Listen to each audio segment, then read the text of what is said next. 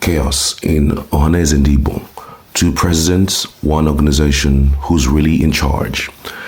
The socio-cultural organization of Igbo people, Ohanaeze Ndigbo, has found itself in the throes of a dramatic power struggle that has sparked nationwide controversy.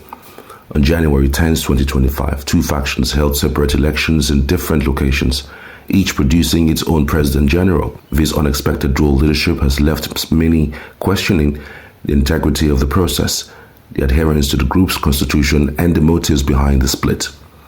Two leaders, two cities, one storm. In Enugu, the historical capital of the Igbo heartland, John Azuta-Mbata emerged as the President General after a high-profile election held at the Old Government Lodge. This event was graced by the attendance of 4 southeastern governors and the representatives from Ebonyi State. On the same day in Port Harcourt, Rivers State, Uche Okwukwu was declared the President General in a separate election. Okwukwu's camp claims his election adhered strictly to Ohaneze's constitution, which mandates that the hosting state of the President General determines the election venue. The Enugu faction celebrated their victory as a unifying moment for the Igbo people, with Dr. Achi Achi, the newly appointed National Publicity Secretary, describing Azuta-Mbata as a man of peace who will prioritize the welfare of Ndigbo. However, Okwukwu's camp has fired back, branding the Enugu election as a sham and insisting that it violates the traditions and laws of Ohanaeze. And now here's where it gets interesting. According to Okwukwu, the Ohanaeze constitution clearly stipulates that elections must take place in the states slated to produce the next President General. This principle was upheld in 2017 when Enugu hosted the election that brought in Nnam, and again in 2021 when Imo State hosted the election of Emmanuel Iwanyanwu. By this logic, Okwukwu argues Rivers State was entitled to host the 2025 election. He condemned the Enugu gathering, questioning why a government lodge, an unusual venue for Ohanaeze elections, was used. Was this election predetermined? He asked pointedly. Okwukwu also accused his rival, John Azuta-Mbata, of lacking the requisite history of involvement with Ohanaeze to hold such a prestigious position. Can someone who has never attended an Ohanaeze meeting or proven membership suddenly claim the mantle of President General? Okwukwu demanded. This is not the first time Ohanaeze Ndigbo has faced internal divisions. Previous elections have also been marred by disputes, but the current debacle has exposed deep cracks within the organization at a time when unity is desperately needed, with calls for the Igbo nation to present a united front on national issues. This dual presidency underscores the enduring divisions and rivalries within the Igbo social political environment. But who are these men? Who is John Azuta-Mbata and who is Uche Okwukwu, claiming the coveted seat of the President General of Ndigbo? John Azuta-Mbata, a seasoned politician and former senator, Azuta-Mbata hails from Rivers State. His career includes roles on various Senate committees and a controversial 14-year-long corruption trial that ended in his acquittal. As President General, he promises to bring innovation and cohesion to Ohanaeze Ndigbo.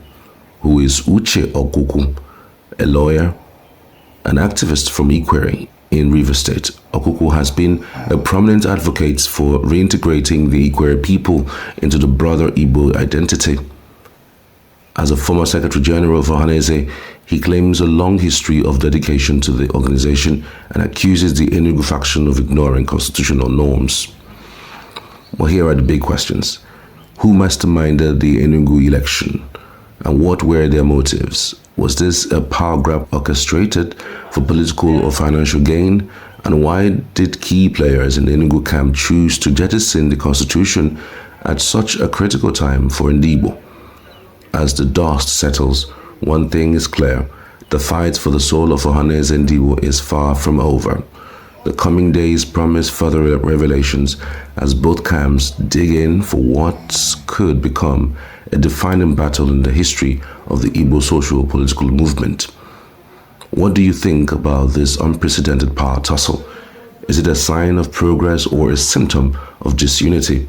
Let us know your thoughts in the comment section. Don't forget to like, share, and subscribe as we continue to unpack the drama unfolding in Ohanaeze Ndigbo. Thank Thanks for watching. We have Dr. Peter Chidera Aneke. All the support of Dr. Aneke say aye. All the say Dr. Anne is having Dr. Aneke, please come up.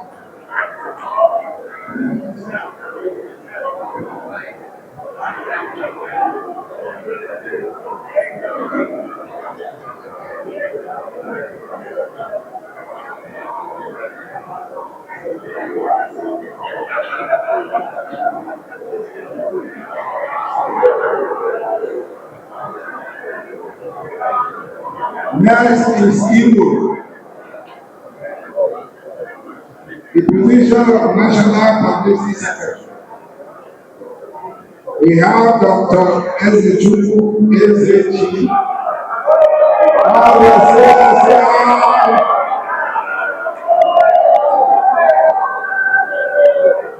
All of those who support the building say aye. All those that say no, say no. The ayes have it. Now listen. The chairman of the Ohanaeze Elections Committee and other members of the committee, distinguished senators of the Federal Republic of Nigeria here present, honorable members of the House of Representatives here present,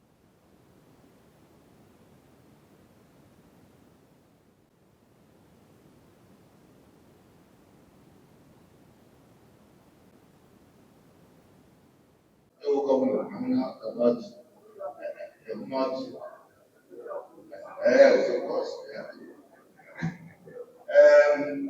Biko, n'aha ndị gọvanọ South-East, anyị meburu ọchị big landlord ahụ gọvanọ ọ bụrụ chọzere ihe amasịkwa esi eme ọdịbendị ndị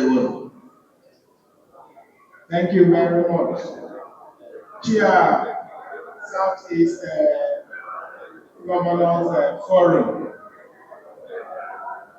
Anyị eburuzi ọjị a, afụgo m ọjị, anyị eburuzie ya bụgara ndị eze ka ha ihe ya na ọjị so, ka ha nyere anyị aka gọzie ọjị. So bugara ya eze anyị na ya na-ebu.